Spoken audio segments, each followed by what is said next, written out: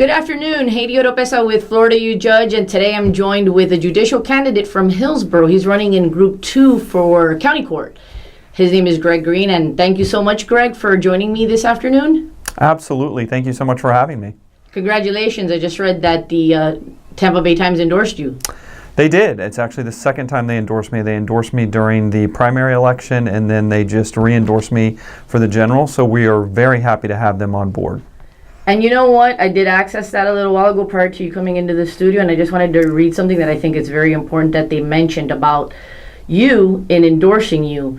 It said that you understood many litigants in county court cannot afford a lawyer, and you stressed the need for judges to be patient and prepared. I want you to speak to that, because that is, to me and to many people in the public, that's of utmost importance. How litigants, what they feel when interacting with a court. Can you speak to that? Absolutely. We all know that county court is sort of the people's court. The stats bear it out that most of the litigants who come to county court are going to be unrepresented, so they're going to be pro se in nature. And the judges need to understand that. They need to understand that these are that the majority of the litigants are not going to have the benefit of a lawyer. You're going to have to take time. You're going to have to be patient with them. And I think that's a struggle that some lawyers that some judges currently have, because our system is backlogged, it's overloaded, and sometimes we try and move too fast. And that's something I've seen, and it's not something that I ever want to have happen in my courtroom. I want to make sure that every litigant gets the proper time in front of the judge to make sure that their specific case is vetted out as thoroughly as it needs to be. And also in the article, the endorsement of the Times, it says that you understand when persons come in, maybe for the first time, maybe for the only time in their life, that they're stressed out, they don't really understand the process, and it's the navigation through the system is very burdensome on them psychologically. They're maybe intimidated, they don't understand, it's going to impact them. You understand that, according to the Times.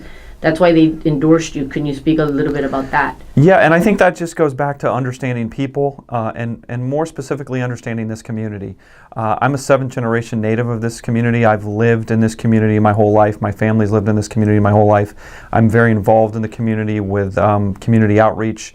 I'm an attorney ad litem. I'm a big brother. I coach at a local high school. So I get that this is not a one-person-fits-all type of community. This is a very eclectic community, and I certainly understand, because I've represented individuals that have been going through county court, that if you're showing up into county court, whether it be for a criminal offense or whether it be for a civil offense or a domestic violence injunction, that's probably going to be one of the most pressing issues that you deal with that year and potentially that decade. And everyone in the court needs to understand that. If you're represented by a lawyer, they need to understand it, and certainly the judge needs to understand it and be respectful of it. Greg, you mentioned a little bit and touched upon a little bit about your community involvement. If you want to elaborate further, you may, but can you tell us a little bit about the vast experience that you have, that you've gained in all your years in practicing law? Sure. So I'm in my 20th year practicing law. All of that has been right here. I started as a Hillsborough County State Attorney and then did defense work for a number of years, and now I have a family law practice which focuses on divorce and child custody. And I really think that's important because, again, dealing with people, individuals that are going through a divorce or a child custody matter, highly emotional. You really have to not just be a lawyer, but you have to be a friend and an advocate to those individuals. And you have to understand that there's a human side to all of this with regards to any legal issue that comes up. So I have vast experience on both sides, both the criminal side and the civil side, and I think that's really important for judges. And then my community service does tie into that. Because I think your judges need to be involved in the community that they're going to serve. They need to understand it. And that's why I'm proud of my record in terms of serving as an attorney ad litem for juveniles who don't have a parent show up with them in court. I'm a big brother in the Big Brothers Big Sisters program. I actually volunteer at a local high school coaching girls flag football. And then I do some work in my church too. So I really make sure that I'm involved in this community. And that's not going to stop. When I'm elected, I'm still going to be just as involved as I am now. Well, that's good to hear, because sometimes candidates do forget after they go out and are completely in interacting with the community, seeking support and votes, that later on some people feel like, wow, it was just used. and now I'm forgotten. So that's good that you say that. Let me ask you this: after 20 years of practicing, and it's incredible that you're so well-rounded and you have experience in both defense work, prosecuting cases, and civil. That is not something that a lot of candidates have. I agree. Let me ask you this: why, after 20 years, do you now seek to be a judge? I love that question. So I tell everyone, this has been something that's been on my mind for probably the better part of 20 years. I think it's human nature when you're either a prosecutor or a public defender, because you're in court in front of a judge all day, every day, to look at the judge and go, well, maybe one day I want to do that.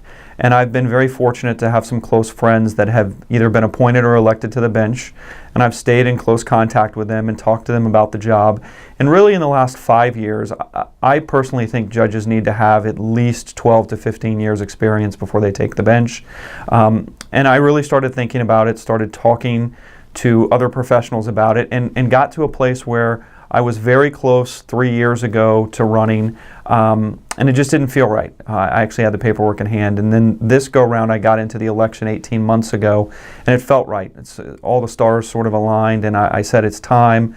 I certainly feel like I have the experience. As you just mentioned, it's not just the years of experience, but it's the perspective that I've gained in doing criminal work on both sides of the aisle and doing civil work.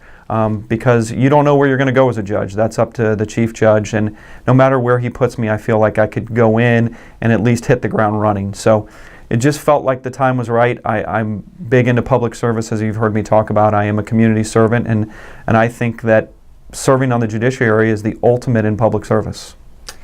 Greg, do you want to take a couple of minutes to maybe discuss a little bit about you personally, your family? Absolutely. So I always love talking about my family. You heard me say I'm a 7th generation native. I grew up in Carrollwood. I went to high school here locally at Chamberlain, so go Chiefs. Then I went to USF for undergrad, Florida State for law.